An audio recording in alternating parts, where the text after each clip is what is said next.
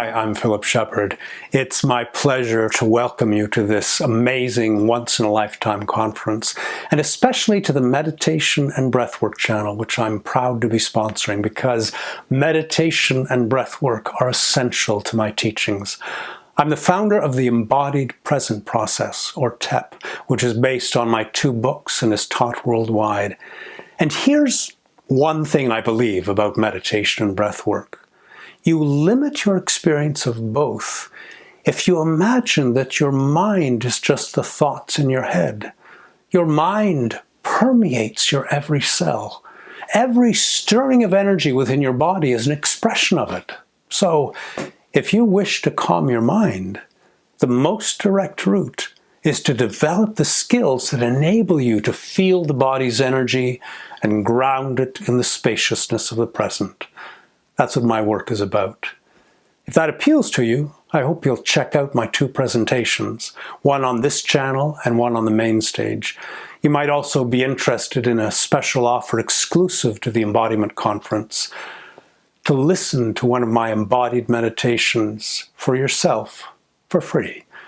You can find a link to the special offer in the description of this presentation or in the show notes. And now, enjoy the presentation. Okay, everybody, welcome to the Embodiment Conference and the Meditation and Breathwork channel. And I'm very honored to be introducing Dr. Daniel Ingram. Daniel, I'll do a quick introduction of you, and then I'll pass the room to you. Dr. Daniel Ingram is a retired emergency medical physician and also trained as an epidemiologist.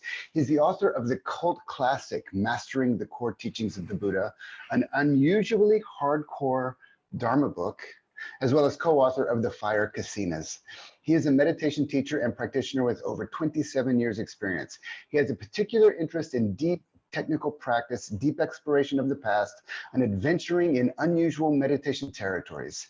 He is a longtime student of the Maps of Meditation, advanced meditative phenomenology, and a range of possibilities that practice may bring. His primary focus these days is organizing researchers and other academics to study how to bring a functional awareness of the deep end of spiritual and meditative experience to the clinical mainstream.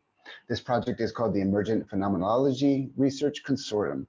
Today's session is titled Skillfully Navigating the Dark Night, a focus on strategies that can help when dealing with spiritual crisis, emergencies, and difficulties in ourselves and others. Daniel, the room is yours. All right, welcome everybody. So I would like to start with a disclaimer. This is not a substitute for medical advice. This is not a substitute for getting good local care if you need it. This is not a substitute for a good medical exam or a good therapist or any of those things. If you're having serious trouble, which some of you might be if you're watching a talk like this, then it's important to know that if you really need help, get it, because there is help out there. We'll talk a little bit about how to access that, but that's an important thing to just start with. The second thing is to say, what in the world is the dark night? So we're going to talk about a little basic map theory. For some people, they would define it as just a hard time. You know, the word gets used somewhat loosely in various contexts, and that can be fine. But from more sort of a technical mappy point of view, I am generally meaning a set of experiences that from a sort of point of view often come after what's called a peak experience. So a peak experience will happen. There will be what we might call an arising and passing away, or a peak moment, or a conversion experience, or a breakthrough experience. Lots of different words for this kind of thing. It can involve powerful kundalini stuff, rapture, profound religious or spiritual zeal, a lot of usually very positive factors, though not always. It can actually be relatively mild. It can occur in dreams. It can occur on psychedelics. It can occur on intensive retreats. It can occur during childbirth. It can occur during ordinary circumstances of life for no obvious reason. It can sometimes occur when people are relatively young, even without meditative training. And other people can go on tons of retreats and stuff and never get into this territory. So The theory would say, and some practical experience also shows, that once one crosses something called the arising and passing away, as I'm going to call it, or I might just use shorthand called the A and P, which you can think peak experience, breakthrough, whatever, something sort of dark nighty is theorized to follow, and that often happens in practice. Now, first of all, the arising and passing away event can literally be seconds or minutes. It may not always be dramatic, and the dark night need not be dramatic either. So other names for the dark night include the knowledges of suffering, the dukkha jnanas, the underworld of the hero's journey. There are lots of various names for this thing. Sufi traditions refer to things like nafs, and you'll get like lung and qi disorders when you talk about like Taoism or Tibetan practices. Anyway, so so that's sort of an overview of what this is. And the nice thing is that after it, from a Theravada map theory point of view, comes a stage called equanimity. And equanimity is sort of this open, expansive, spacious stage that is really nice. So the important thing to know here is that the path is not linear for the vast majority of people. You go up, you go down, you come to some sort of plateau that's some kind of better, and you may cycle around and around and around that. So that's a little bit of basic stage theory. So you'll understand some of the terms I'm going to use. Formally, from a Theravada old school map point of view, and this stuff comes out of the Visuddhimagga and Vimudimagga, the technical names of these stages would be: the rising and passing away leads to dissolution, fear, misery, disgust, desire for deliverance, something called reobservation, which is often a real sort of contracted, painful touch of madness kicker. And then all of a sudden, it can suddenly mysteriously open out to something called equanimity. So now, since this is an embodiment conference, I'm going to get right to some of the body issues. So the body is going to be one of the primary things we're going to talk about in terms of self-care, in terms of grounding in the moment. But I want to give yet another disclaimer, and that's the trauma one. So as books like The Body Keeps the Score and Trauma-Sensitive Mindfulness will talk about, and I would recommend those if you have something of a trauma, dissociation, depersonalization, derealization, et cetera, history. There are places in the body that for some people, when you go there, it can actually make things much worse. So this is an important thing because we're going to talk a lot about embodiment, but embodiment is not always the right strategy full on for everybody. Now, this since those are already relatively well covered in those resources I just mentioned, I'm not going to dwell on them extensively. But if you find that when going into your body, you're going, okay, wait a second, no, this is making me retract, this is making me freak out, this is making me scared, this is making me more triggered, then maybe you need to use some of that other tech. Okay, moving on. The next disclaimer I want to say is the limits of current knowledge. So while a lot of us get up here and pontificate about this stuff, and I'm going to say a whole lot of things, in all honesty, from a scientist point of view, the science of this is terrible. So we don't have a lot of great studies that really explain the best way to handle all of this. We don't have long-term clinical trials. We don't have comparative studies that say you do this versus do that, and you're likely to have a better outcome in this kind of person. We don't really know all of the predisposing factors with really good epidemiological data. We don't know any of that kind of stuff. And so all of us who are talking about this stuff are doing it from a mix of personal experience, our friends, our teachers, our resources, books, theory, and just seeing what happens as we do this. But it's all kind of at the brain hacking level at this moment, even as much as we think we kind of know what we're doing. So at the end of this, I'm going to talk about supporting some of the science that will hopefully help to fix some of that gap in knowledge.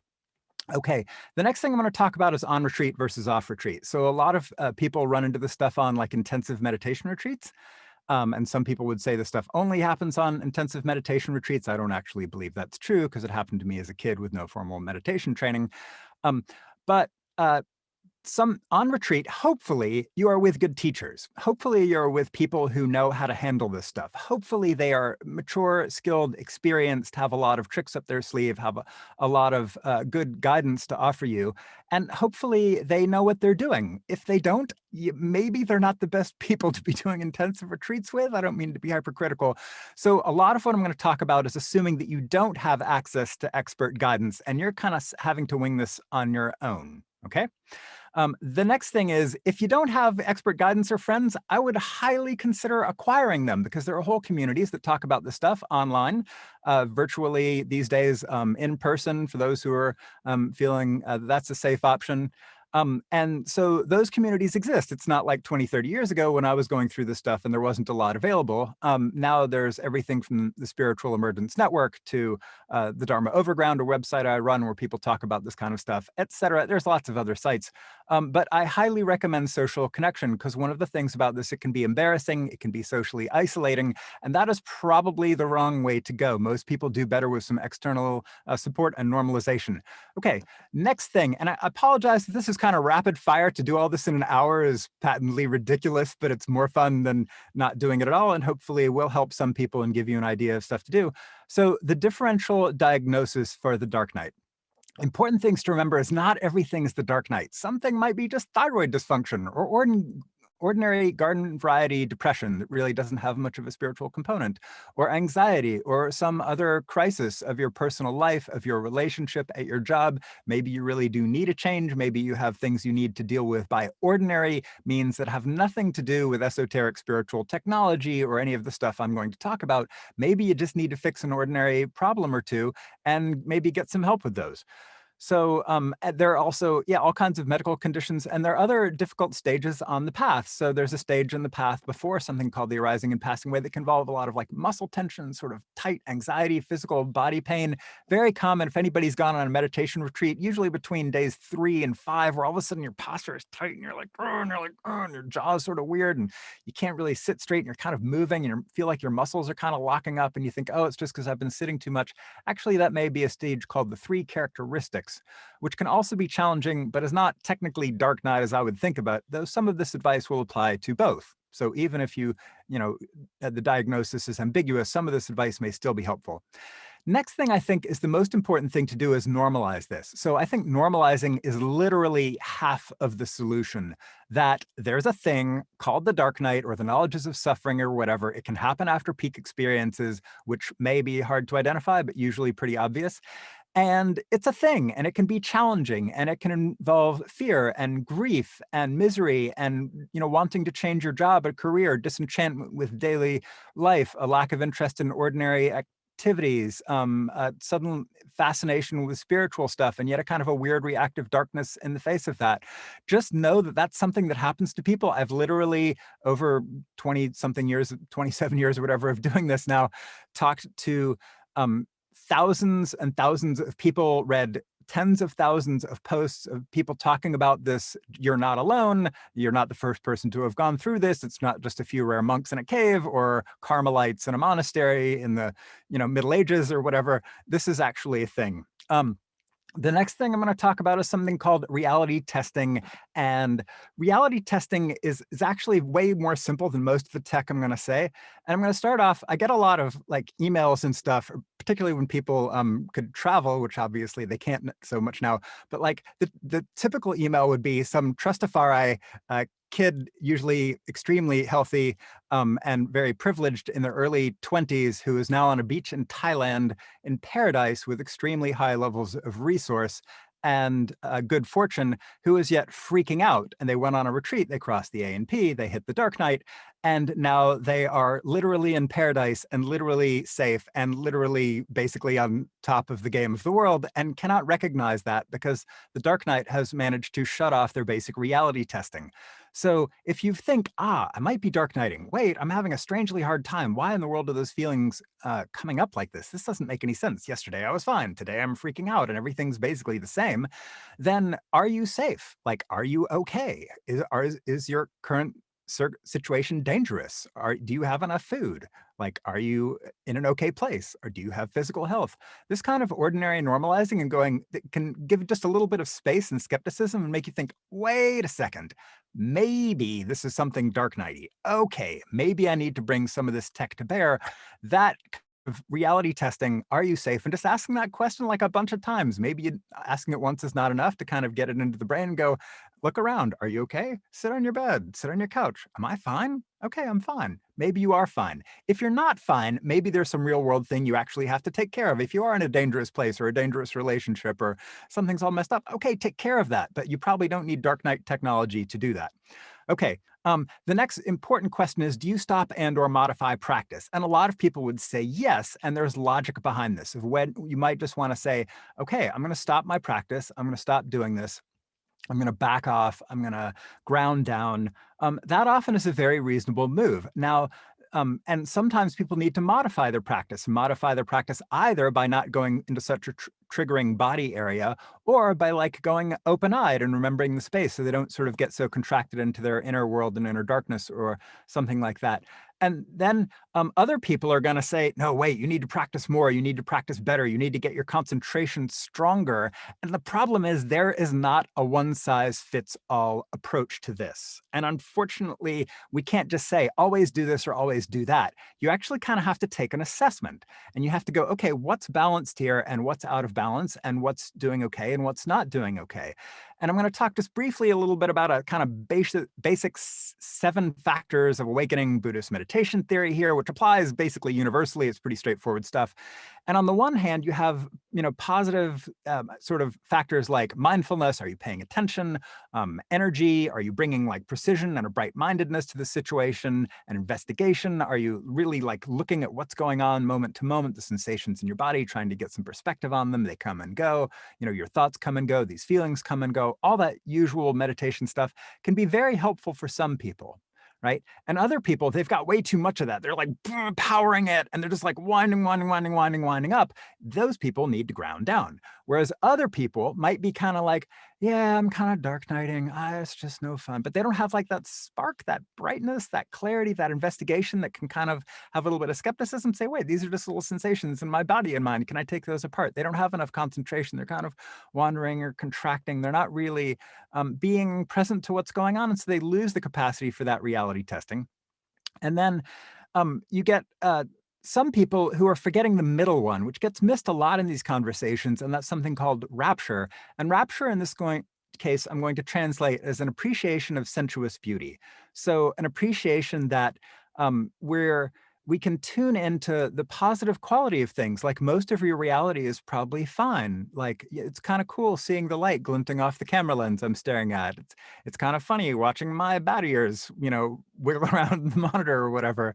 Like the simple joys of like water reflecting through a glass, or just the taste of cereal in the morning, or whatever it is, just the sunlight, reflecting off of something can be beautiful. And in the dark night, we can kind of lose touch with the sort of sensuous beauty of things. And so for some people, that can be a real anchor where you can start to look around and go, okay, is that maybe okay? Is that actually maybe kind of cool? And remembering something of that fascination and wonder that can often get lost in this can be extremely helpful. Next thing I'm going to talk about relates to the topic of concentration, because concentration for a lot of people, they think narrow. They think really pointy. This is good concentration. It's really tight. Except that in the dark night, for reasons that are kind of technical and I don't want to go into, often attention naturally would actually be kind of wide and complicated and around here and peripheral, which is not what most people think of when they think of concentration, except that's actually a more sophisticated form of concentration. So if you're a technical practitioner and you're thinking, okay, I want to be really concentrated, what you actually want is sort of something wide and open, and you want to recognize this weird thing of the center being out of phase. So one of the weird things about it, the dark night, from a technical meditation point of view, someone may have been like, oh my God, my attention was so clear. I could really see all these little particles and tingles and vibrations and energy, and it was amazing. And all of a sudden, wherever I look, I can't even really see anything. Things are kind of dark. If you're doing a visualization practice, or like, wow, I feel like out of phase with things. Things are falling away. I can't find them. That's the phase characteristic of kind of technical dark nighty stuff. The periphery can start becoming clear, but most people are not used to the periphery sort of activating in that way. And if you have this definition of concentration that it must be one-pointed rather than kind of open and much more complicated with a center kind of out of phase, you're just going to fight and struggle with this thing, and that usually just doesn't go well. And eventually you get to that through exhaustion, not through skillful appreciation. So if you're a technical practitioner, it's just a little hip tip. Next thing, basic antidotes to hindrances. So there are a lot of hindrances, like standard, this is Buddhist meditation tech again, but like sloth, anger, desire, fear, doubt. These basic things can be arising in this time, and it turns out there's all kinds of useful information on how to deal with those. That kind of basic tech, I'm just going to refer you to a book called Mindfulness in Plain English by Bhante Gunaratana. He talks about all of the cool ways that, and just simple, straightforward stuff you can do to help with those. And I'm just going to leave it there because otherwise this talk is going to be way too long and we're not going to have time for questions. Then the next important question is it even important to go through the dark night? Like some people are like, oh, you have to go through the dark night. You have to face your demons. You have to face your darkness. And other people question, is that really necessary? Like, do you actually have to go through all that stuff? And this is an open debate. And what actually happens with people will kind of be one or the other. But clearly for some, they end up going there regardless of whether or not anybody thinks it's a good idea or not. And if you happen to be one of those people who's finding yourself in this territory for whatever reason, not to say it's absolutely critical or should be avoided like the plague, then the rest of this advice hopefully will apply to you. Okay, so the next thing is mental health. So mental health, my definition of it is basically entirely functional. Right? I don't actually care if you're seeing skulls if you're relating to them in a way that doesn't mess up your life and interfere with love and work. You can feel your body rotting through the floor and react to that totally skillfully, or some people feeling their body, say, rotting through the floor will go, ah, and freak out, even though it was just a bunch of sensations and their body wasn't actually rotting through the floor. So if you're having like a bad reaction to this stuff, first stop and think, do I actually need to react to it that way? And if you don't have enough space and everything to ask that question, and you're just getting into really challenging territory, and you're starting to freak out about freaking out, and you're getting more reactive and getting more wound up, and you can't ground it down, even with all these techniques, you probably need to get some help from some professionals. And the problem is the limits of current knowledge. So if you go seek help from professionals, the problem is they're not going to understand most of the fancy Dharma terms and words and lists and stuff and concentration phase effects and all that stuff I'm talking about. That's just likely to confuse people, and they're going to think you're hyper-religious. So if you go into a mainstream psychiatric or psychological therapeutic setting, you're going to have to really scale your terminology down, and you're going to have to speak in relatively simple language. This actually can also be super helpful for partners, friends, family. A lot of fancy spiritual words and map theory and all that stuff usually just alienates the crap out of people, unless they also happen to be an advanced technical map-obsessed practitioner, which the vast majority obviously aren't.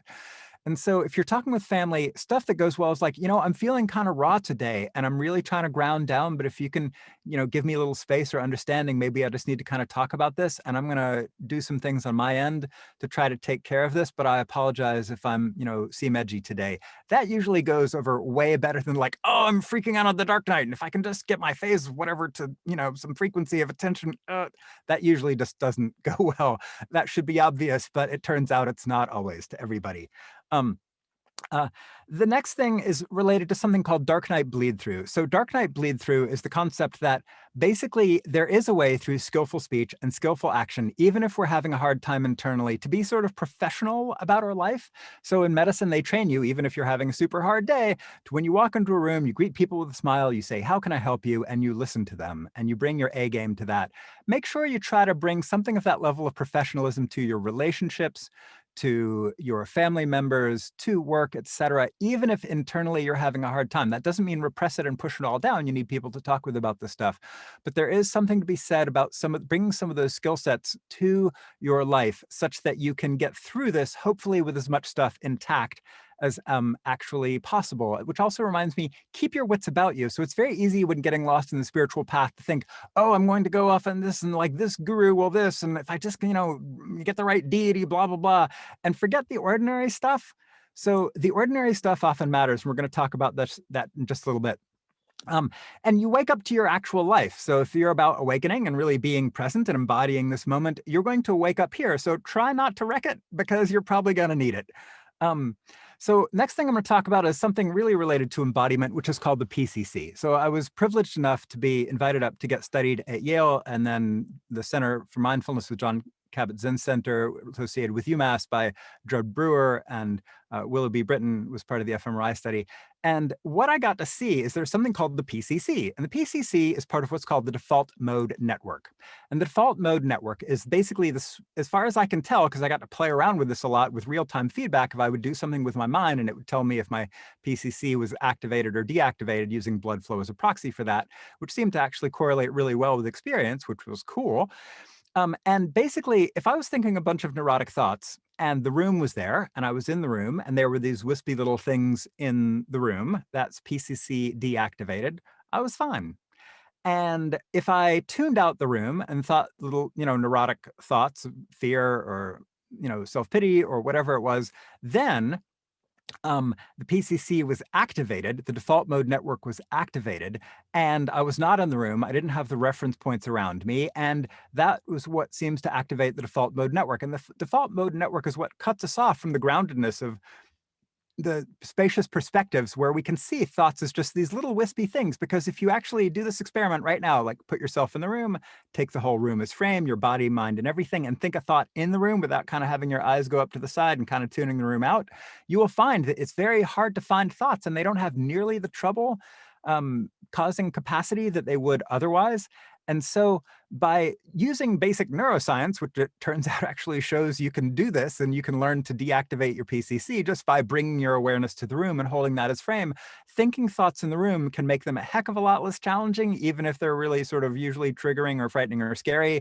And there's actually research that shows this help people with schizophrenia and, psychotic disorders. That's a whole nother topic. Lots of thoughts on that. But, to actually have less trouble with their hallucinations and inner voices, etc. And it can really lend a proportionality to the fact that thoughts really are these teeny little things and not these huge things that can then, when you make them huge and tune the room out, then the body can release all these complicated chemicals that get your emotions and sympathetic nervous system and all that stuff going. So anyway, and particularly with thoughts of past and future, which can be extremely troubling, it is good to be able to just notice, oh, that's a thought of past, thought of future, thought of a previous issue, thought of a fear, thought of just a moment, when you actually just hold like room, body, etc., really embodied as frame and think thoughts in the space. And that's a learnable skill that initially can be very challenging, but those are muscles in your brain you can learn to do well, just like anything else. I'm going to just very quickly name a really cool chapter in A Path with Heart, chapter 7, naming the demons, actually chapters 7 through 10, super helpful for this territory. I'm just going to give that as a reference and not go over all of that material. But what I do want to talk about next is models of human perfection versus models that really include full range humanity. A lot of people on the spiritual path can feel extremely bad that they might be having a hard time or having defilements or, thinking bad thoughts, or, that they aren't like perfect meditators and their concentration isn't all one pointed. And they've got all these models of how you're supposed to be on the spiritual path that can lead to a staggering amount of suffering, self-judgment, judgment of others, cutting yourself off from your humanity, denial, etc. Be super careful with all that stuff. And to recommend a book, I have, my own book, chapter 37, really the whole of part 5 of Mastering the Core Teachings of the Buddha, which you can find for free online at www.mctb.org, really talks a lot about a lot of the problems with human models of perfection. Which brings me to the next topic, Vajrayana perspectives versus defilement perspectives. And there's this great debate in the, between the Vajrayana and basically the rest of the traditions of, are these all skillful energies? The energy of anger is skillful if you can just sort of wake up to it. The anger of sadness is skillful. The anger, the energy of sadness is skillful if you can just wake up to it. And so the sort of concept of like less awakened versus more awakened energies, this is a super dangerous concept that can get a tremendous number of people in trouble, but it's not entirely without value, because it does help to normalize and say, okay, I have a wrathful feeling today. I have an angry feeling today. I have a sad feeling today. I have grief feeling today. Where is the wisdom in that? Maybe there is some. Where is the compassion in that wants things to be okay? And connecting with that sense of compassion that wants you to be fine, that wants you to be well, that wants others to be well, that wants justice to be done. Just actually doing that in the body as an exercise that you take, minutes or hours to do consciously. Okay, where is the compassion in this feeling? And then figuring out not how to just sort of unbridledly run from it, which is the shadow side of Vajrayana, or run with it, but to actually then do something skillful with it rather than just let it become crazy wisdom in the bad sense. In the same kind of way, resolutions can be super helpful in the dark night. It's a topic I'm not going to go into a lot, but just saying, hey, I need to be functional today. Hey, I need to take care of myself today. Hey, I need to just do these basic things, one task, put one foot in front of the other, just what I can do today to be okay and to get through this. And those kinds of resolutions, actively stated, can actually address parts of our brain that respond to that kind of stuff. As people who have done this kind of thing for, self-help or whatever, there is some value there. It's not a cure-all, but it definitely can have a place in this. And then sometimes just discretion is the better part of valor. So I'm going to talk about oxytocin, hanging out with dogs, hanging out with cats, oxytocin, watching funny cat videos, hanging out with friends, just watching a movie, skillful distraction. Some people, when they get into the dark night, they're like, oh my golly, I must solve my dark night problem. And it becomes this overwhelming thing that can actually become part of the problem. And if you can't chill out, back off, have a sense of humor, put on a bat hat every now and then, please, thank you. And just do ordinary self-care and chill out. Those ordinary perspective, it sounds non-fancy and non-technical and kind of obvious, but a lot of people can forget that in the dark night. So just remind yourself, ordinary self-care, exercise, a good diet, getting enough sleep, those things can be super valuable. Exercise is actually, been shown to be as good or better than most of the SSRIs for depression, for example, another whole complicated topic.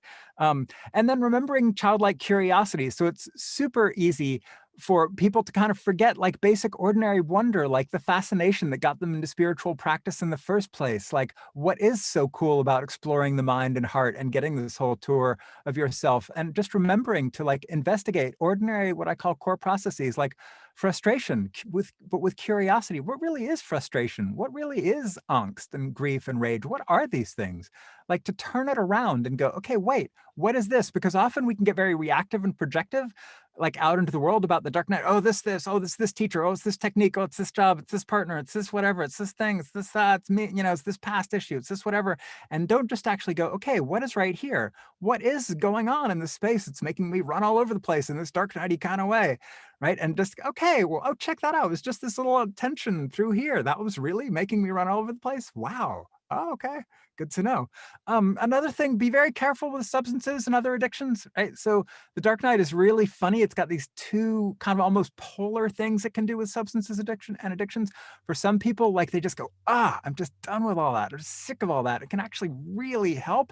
And for other people, they're like, oh my God, I just cannot handle this. I need to relapse or whatever. And, you just need to be, if you have a substance or addiction history, you need to be mindful of which of those is happening for you. And if you have a support network or other skillful ways you can help try to avoid those kinds of things, this would be a good time to bring those skills to bear, which may be a lot of similar solutions to the stuff we just talked about, because there's obviously some crossover. Don't forget deep body healing work like massage and all that kind of stuff. One thing I want to want to mention is celibacy and neuroticism. So these pesky Taoists have this idea that if you can just be totally celibate and kind of cut off that channel of ordinary human release and connection, etc., grounding down, doing something skillful with the energy, hopefully, then that will really help. Some people that just makes really neurotic. So just be careful with that one. The dark night, people can get really sort of narcissistic and kind of fixated on themselves also. So if you find yourself just endlessly talking about you and your dark night problem, whatever, think about service, thinking about some other people. I don't mean codependent service, to some guru or to some unskillful, abusive person or anything like that, but just remembering other people are out there and thinking about helping them. Something in that can actually cause this shift in perspective, sort of broadens things out, remembering space, remembering this consensus reality, whatever that means, and getting a little bit outside of one's own kind of narcissistic self-pity can really be helpful. And we all of us who have gone through that phase know that this is a thing. So if you find yourself being narcissistically self-pitying, okay, we most of us have been there who've gone through this territory long enough, but there is a way to kind of get out of it. And it often involves something about thinking about others. Speaking of remembering spacious perspectives, just remembering space, like walks in open spaces, remembering the space around you, beautiful views, staring up at the sky, that can actually flip one into the very kind of mind state that equanimity is like, which is open, expansive, spacious, flowing, kind of diffuse, and often undramatic. We can sometimes get a little bit addicted to the drama. And so if you find yourself doing that, just chill out, remember space, and actually do that as an active, open-eyed sort of practice. So techniques such as Dzogchen and Mahamudra and some of those open-eyed just being here acceptance practices talked about in books like Shift into Freedom by Locke Kelly can be very, very helpful for some of this stuff. How are we doing on time? We're doing all right. I'll try to wrap this up pretty quickly. One thing I do want to talk about is grief. So as sort of insights and spiritual stuff kind of violate maybe our sense that we are the stable little thing in control, there are parts of ourselves that can grieve that. And some parts of ourselves may be very on board with, I'm going to expand out into cosmic consciousness and I'm going to become one with the universe or whatever. And other parts of ourselves may be like, no way, wah, and go through like, anger, bargaining, denial, grief, and stuff about the loss of that sort of centralized, fixated identity that in theory the stuff is kind of dissolved, designed to dissolve or give some different perspective on or transform in some kind of way. Don't want to talk about all those models too much. But just recognize there may be parts of yourself, kind of like internal family systems talks about, or one of those kinds of therapeutic modalities can actually be very helpful for sort of talking to those, bringing those out, kind of asking their concerns and reassuring them. So that can actually be really helpful. Remember the cyclic nature of the path, so that it might be highs, lows, round and round, back into highs, back into lows, open spaces, and around and around and around, that kind of thing. People who think this is just a linear journey up and up and up and up and up the mountain and then they're there, that's really not how this generally works for anybody I've actually ever met. And then I just want to give a list of resources. Cheetah House has some really cool videos and tech on this stuff, an interesting perspective on it. Trauma-sensitive mindfulness, A Path with Heart, the Spiritual Emergence Network, and the book Spiritual Emergency by the Groffs. There's the cool book out recently called Breaking Open, another one, The Stormy Search for the Self. A Trungpa book. He was obviously an example of crazy wisdom kind of gone haywire, but he wrote some good stuff. One of them is Transcending Madness, talks about the 6 realms. The other one, Journey Without Goal. Obviously, Pema Chodron's work is awesome. And then if you're interested in supporting the science of this stuff, so we have better than, expert opinion, and instead actually have really good science, go to the Emergent Phenomenology Research Consortium at THEEPRC, the EPRC at .org. And hopefully you can help network with people who want to do the work that will actually make this better. Okay, that's my talk. Thank you. Questions?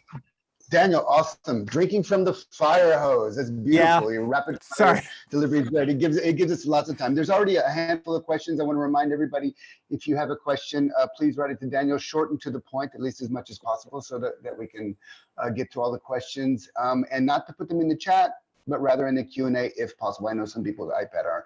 Just a quick question for you, Daniel. I have one. When I was training with Sadhu Pandita, he always referenced this one in relationship to wisdom.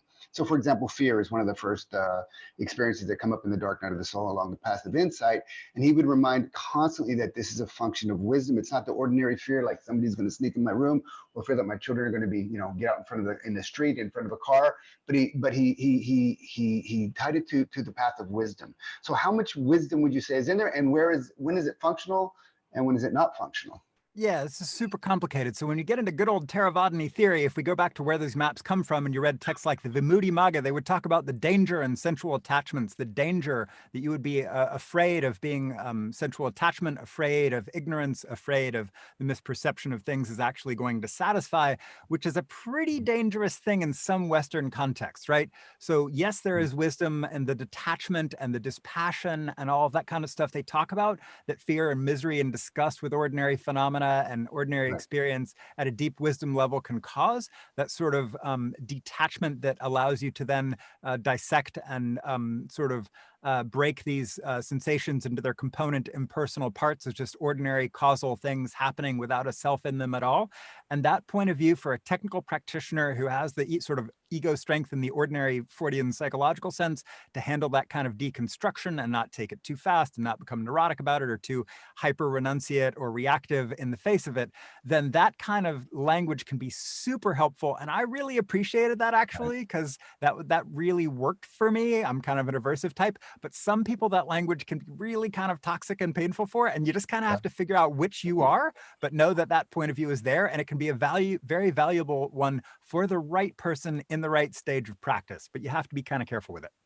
So it's going back to what you said, it depends on the functional relationship to the experience. Like if you're really freaking out and you are having a lot of ordinary fears in the stage, or paranoia, which I've seen, or like, that kind of stuff, which can also creep in, maybe you need some of the other tech. But if you're just like, I'm, shredding my reality because it's all just impermanent particles of whatever, like, and you're doing well with that. Okay, cool. Rock it out. But that's a sort of a level of technical practice that a lot of people watching this probably, that's cool high level stuff, but also it's a double-edged sword, if that makes sense. So it depends on your, like you were saying, the guidance, support, the people Yeah, around you.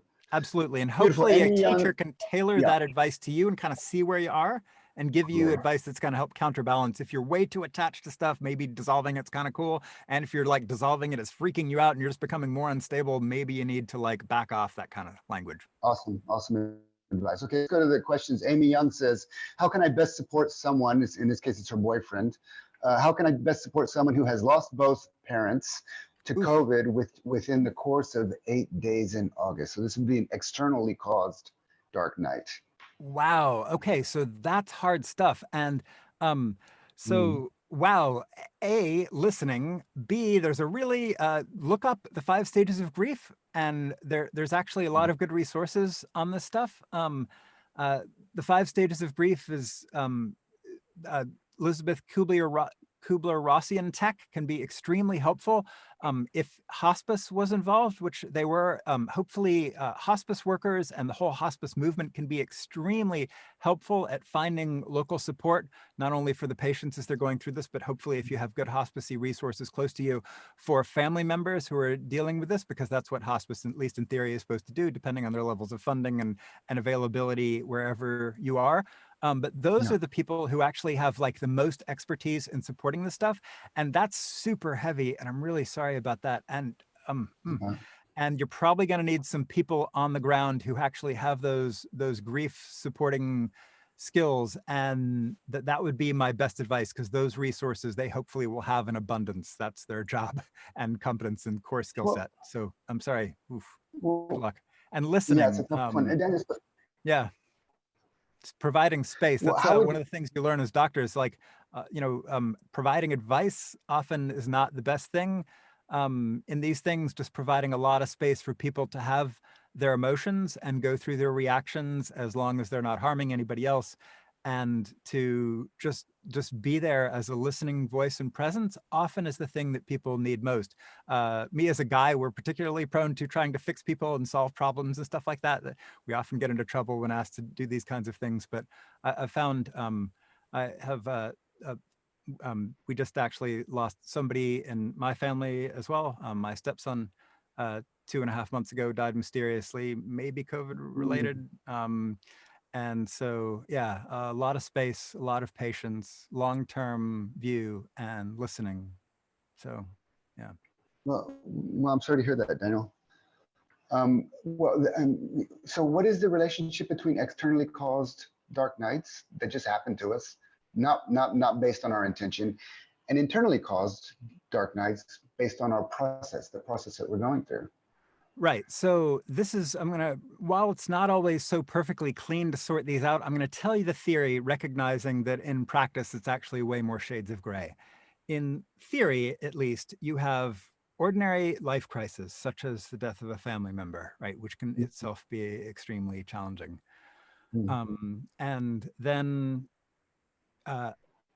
dark nighty stuff, in theory, is sort of a perceptual crisis of identity. It's the dissolution of the sense of a stable center point, knower, doer, controller, watcher, beer, at literally kind of a perceptual or existential level as a result of some sort of spiritual growth process that is actually literally changing the way you perceive the fundamental sensations and stuff and paradigms about the reality of you being a stable, separate, etc.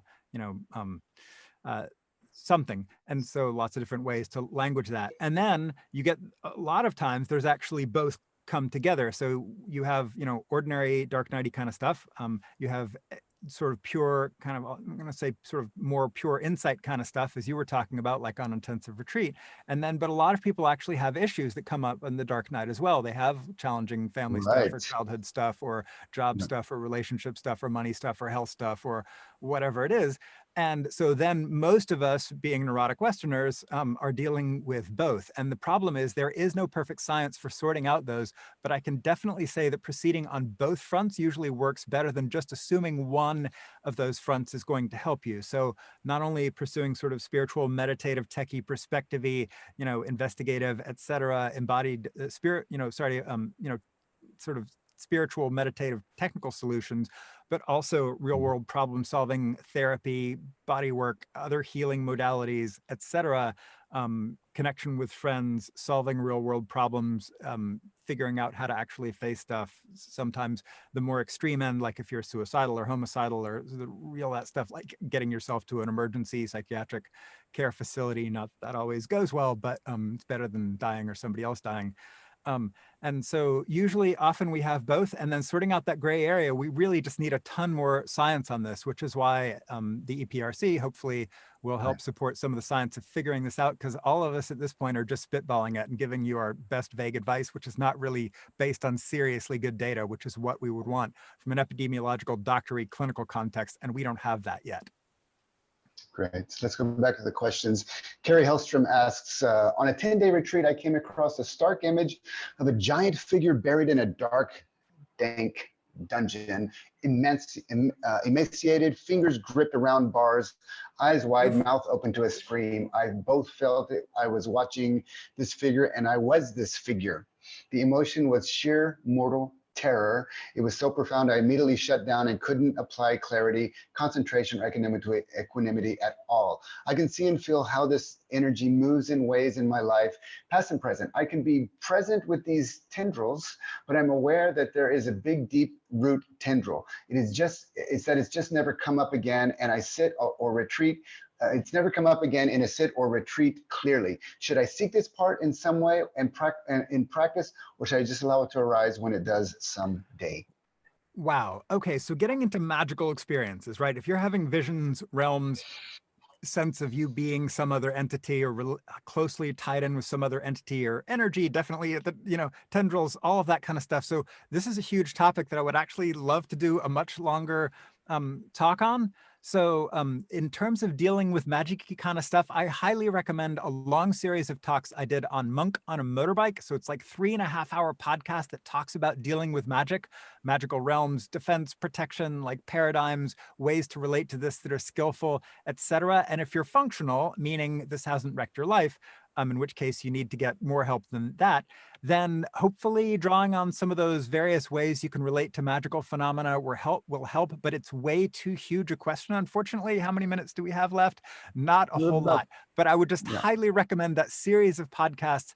And the thing is, not everybody is into having magical experiences or learning magical tech, but if you're having those, then there is something to be said for going into that realm, because they have, despite all the weirdness and crazy that you will run into in some of the magical literature and exactly what was weird and crazy and what's actually helpful, people would debate. But there is a lot of tech there for how to skillfully deal with experiences of entities, realms, possession, body, consciousness transposition, and all that kind of stuff. But just know that those resources are there. And again, check me out on Monk on a Motorbike. I talk a lot about this. And I've also got a talk coming out on some podcasts. I think the first one of 3 is just hit on liminal warmth. Chaotic thinking is another place where I talk a lot about that. I think we had like an almost 3-hour talk. So hopefully that will be a ton of resources, and that will point you in the direction of lots of other hopefully good resources. Great. Yeah. Okay, so from Padrag, on behalf of, it's actually a question from Lawrence G. Asked, Daniel, in your opinion, is the dark night or the cycles of insight in a dependent arising condition by a lens of fear and aversion? Is it an absence of metta? That is a super good question. So what is the dark night? Is it part of a whole person tour that allows you to wake up to every single aspect of your existence? Is it a necessary sort of cathartic process where you by some sort of bizarre quirk of like divine, trial of a person or just biochemistry that you simply have to cross this territory? Is it a personal failing because you weren't doing enough meta practice?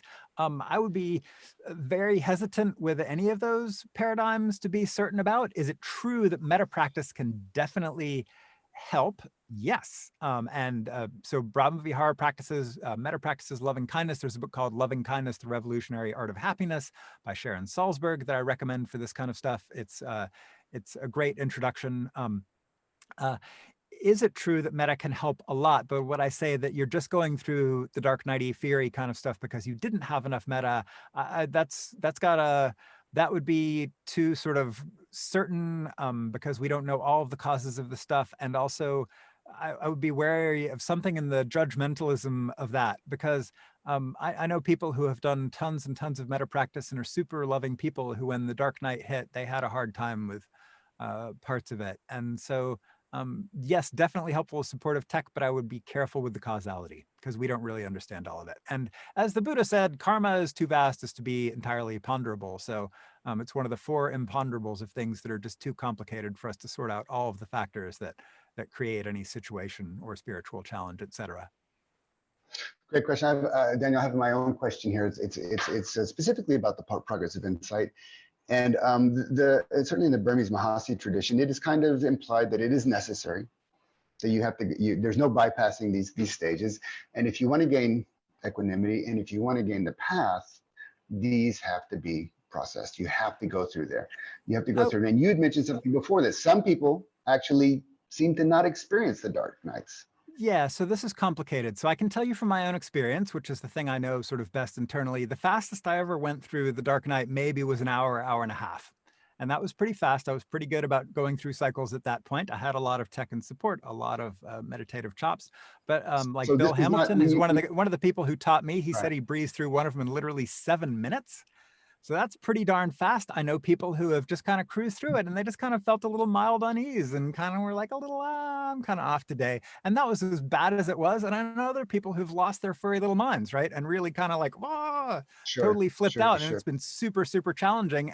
But most people, it's like sort of mid-moderate grade, heavy life challenges, but not worse than plenty of other stuff people have gone through, you know, a divorce, losing a job, going to medical school. Right. You know, it's kind of in that range, like, which is challenging, but not like, oh, you know, should never go there. It's too terrifying. So that's what most people end up having it like, I'd just say. And some people literally, it's just like this whispery little, yeah, whatever. So it was fine. And they just kind of cruise through it with tremendous ease.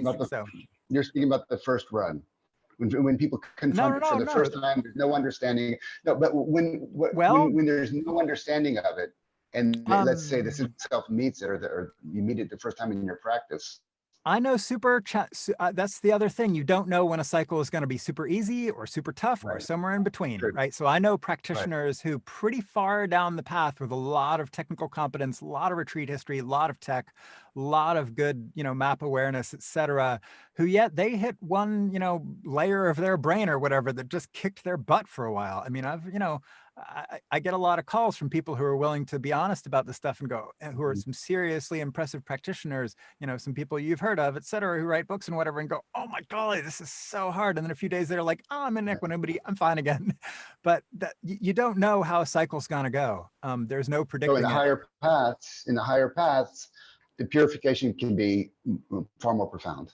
It varies, but there's a range, and but there's no guarantee that it's just going to be either easy. You know, if it's easy in the early cycles, that doesn't mean the later ones will be easy, and if it's hard in the early cycles, that doesn't mean the later ones will be hard. Yeah, it's much less predictable than that, unfortunately, in experience. And I've gotten to talk to thousands of people about this stuff. So.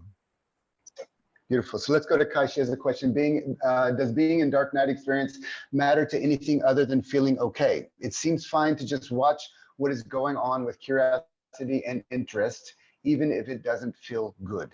Yeah, so that's really the big trick. So like, ooh, a creepy sensation is in my body, and it needn't cause any more trouble than that. And some people are really good at having that level of sort of objectivity. One just has to be careful that it's not sort of a shutdown denial, but plenty of people do fine. I mean, you know, so, people who cycle on the path all day long, you know, they go through these stages and they don't cause any other dysfunction. They're just like, oh yeah, kind of shifting perspectives, kind of glitching a little bit. There's like this, yeah, okay. And then poof, and then it lets up and you're good to go. So being able to just go, oh, these are just sensations, assuming there's not some sort of dissociative or denial process that's going in. Again, the whole trauma thing, disqualifier, not disqualifier, thank you, qualifier that I talked about earlier, assuming there's not some of that kind of stuff going on, then just being able to say these are just little sensations, they move through, they're wispy, they're no problem, is really good practice and highly recommended. So yeah, good. Beautiful. Okay, so we have about 4 more minutes here. So let's get in at least 1 or 2 more questions. Laura Soler says, can you clearly differentiate dark nighty stuff from actual problems of reality when you're feeling depressed, sad, grieving, etc.? And if so, does it help?